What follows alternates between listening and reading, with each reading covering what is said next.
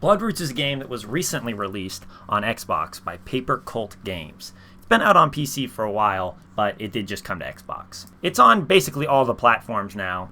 I played it on Game Pass through my Xbox. It's a top-down action platformer where you take on arenas of enemies as you progress your way through various levels. The game focuses on a hyper-violent style, fast-paced action, and a use-anything-as-a-weapon mentality throughout the game. It is very fun. The closest comparison I have to Bloodroots is Hotline Miami. They both feature the top-down perspective with the twin-stick shooter mechanics, and they both feature hyper-violence, and they both put a premium on storyline that is woven into the game to complement the gameplay. However, I never actually sat down and played Hotline Miami, so those are all pretty surface-level comparisons from me. Rather than being coated in neon and blood, Bloodroots is coated in cell shade and blood. The graphics of the game are pretty simplistic, but that's not a knock. The game reminds me a lot of Samurai Jack, both visually in the art style and direction, and also in the setting and tone of the game. In the show, Samurai Jack gets sent into the future, where he lives in a robot Wild West full of monstrous creatures, and his only way through many situations is combat. Bloodroots is also set in the Wild West, but with future technology littered throughout, with laser guns and jetpacks mixed in with muskets and hatchets as weapons. Both of these products sort of disguise the violence through their cartoony graphics and over-the-top action. Samurai Jack also faces mechanical enemies, so when he inevitably chops them in half, they're only bolts and wires rather than blood and guts. Bloodroots does opt for the blood and guts approach, but in such an over-the-top way that it's hard to take it seriously as actual violence or anything like that. For instance, when you get to the last enemy of an arena, if you get a good timing kill or are on a long combo streak, the game will reward you with a cinematic kill that varies depending on the weapon that you're using. The weapon is rarely used correctly, and that adds some humor to the breakdown of what is happening in front of you. It's fun to get these kill cams, not unlike how it's fun to get the X-ray kills in Sniper Elite games. However, just like the X-ray kills, the kill cams get a little repetitive about halfway through the game, both because you want to continue to move forward and because the animations begin to repeat themselves pretty quickly as well. Variety is added into the game simply through the amount of weapons that can be used, though. Not everything, but practically everything can be used as a weapon in the game. Finding out how they work and the benefits of the different weapons is probably the most fun that the game offers. Using different weapons in combination to keep a streak going, flying around the map grabbing different objects, and feeling the rhythm that the game offers is super intense. You can kill enemies with a carrot, a fish, a squirrel, a bear trap, a golden axe, a laser pistol, a pile of burning hay, the disemboweled corpse of a previously killed enemy, a flamingo, a ladder, a pile of fireworks, a giant shoe to squish enemies in, and many, many more. The variety continues throughout the entire game, with new weapons being added throughout, so it never really gets stale. Learning all these weapons is a lot of fun, and each one has a slightly different ability that adds to the overall chaos. There were many times where I did not realize that a weapon I was holding was actually a dash weapon, only to send my character careening off a cliff by trying to stab an enemy. But that trial and error is pretty quick, and you figure it out as you go along. When you die in an area, the game reloads quickly to the start. Some of the arenas are pretty large with many different enemies and can take a good deal of time to actually complete, but many of them are also short and punchy and offer different approaches. Even if you fail, the game is quick to throw you back in to try again, and this is a huge benefit to the game. There are some points where I started to get frustrated because I died so many times, but the ability to try multiple times quickly allowed me to conquer a different section of the game, especially some of the boss battles. This all ties into the natural rhythm that the gameplay offers. The developers were very purposeful in their construction of the levels, enemy placement, and weapon placements within the arenas. There are different paths to take and different ways to approach each encounter. Finding the right path is not necessary, even though that will lead to the best combo that you could possibly get. While there is sometimes a path that is the easiest to follow, discovering or creating your own is sometimes even more fun because it forces you to think constantly and quickly about your next step. One hit from an enemy will kill you, so it's important to stay on your toes as you go through the level. Rather than trying to find the best combos, I generally had more fun exploring the area rather than just going for the best route available. The best route would be an entertaining choice if you are motivated by the high score mechanic that is present in the game. At the end of each level, the game will give you a points breakdown for things like mobility, combos, weapon variety, and time spent in the level. It will judge you with an E to S tier grade. This never really motivated me as a player, so it's fine that the game has it, but I don't really care. I feel like I would have some runs that sucked, and I would get like an A- rating, and then others felt really smooth, and I would get a C. So it really didn't make much sense to me. I suppose it adds some replayability for people that are into getting high scores or perfecting one section of a game, so that's cool, I guess. One of the best parts of the game is that there are these really cool perspective switches in the middle of some of the levels. At one point you enter a maze, for instance, and the camera goes directly above you, forcing you to find your way through the maze. There's another section of platforming on the sides of cliffs, and the camera goes directly parallel with the character, making it a 2D platformer rather than a top-down perspective, which makes the jumps easier. It was really clever and smooth, and made those moments stand out from the rest of the game. There were also these random challenge levels too that felt totally tacked on for absolutely no reason. You're just running around killing dummies, but it doesn't really fit into the game's story or context or anything.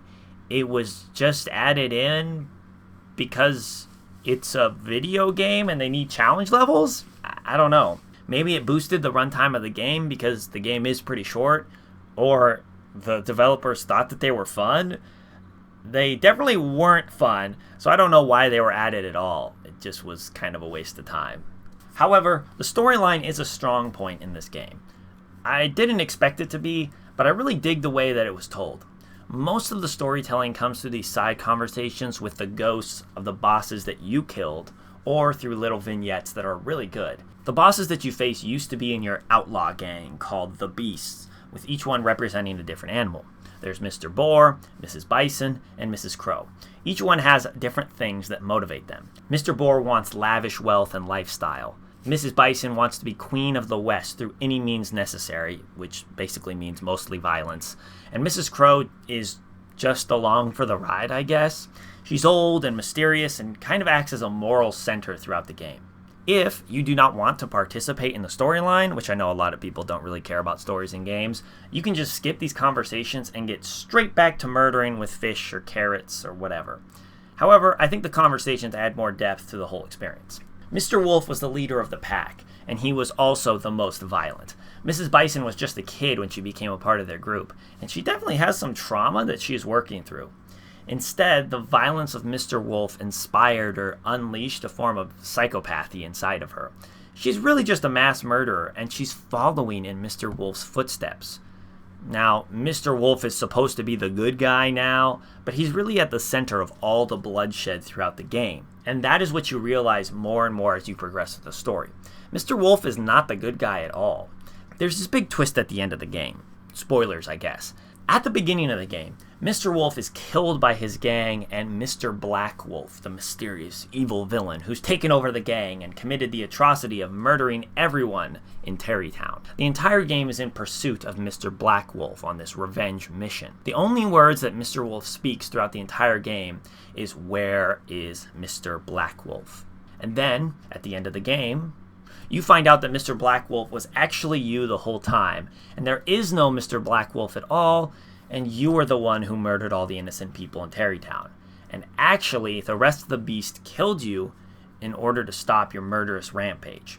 And really, you deserve to die, and they deserve to live. It's a lot to unpack in one twist. I sort of saw it coming because of the vagueness of this Mr. Black Wolf character, but also it doesn't really stack up to much scrutiny. There's a lot of plot holes in the game about how Mr. Wolf survived, why he did what he did to Terrytown, and his whole character and motivation as a whole. By adding in this vague plotline and twist, it probably caused the game more problems as far as story goes than actually adding to it. But I appreciate the risk that they took. I also think that there's a nice realization that comes in the epilogue. There's this pretty brutal arena where you play the murder of Terrytown. The game presents you with your hatchet, the weapon of choice for your character. It gives you combos and arenas, but the enemies instead just cower and run and hide, rather than fighting back. It's pretty visceral to see their blood seep into the snow and the town burn at your own hands. It's kind of like No Russian, but with a hatchet rather than a machine gun. That level was pretty jarring, and it forced me to look back and realize the amount of violence that Mr. Wolf was committing throughout the entire game. He has a single-minded obsession with doing one thing and one thing only: killing everyone.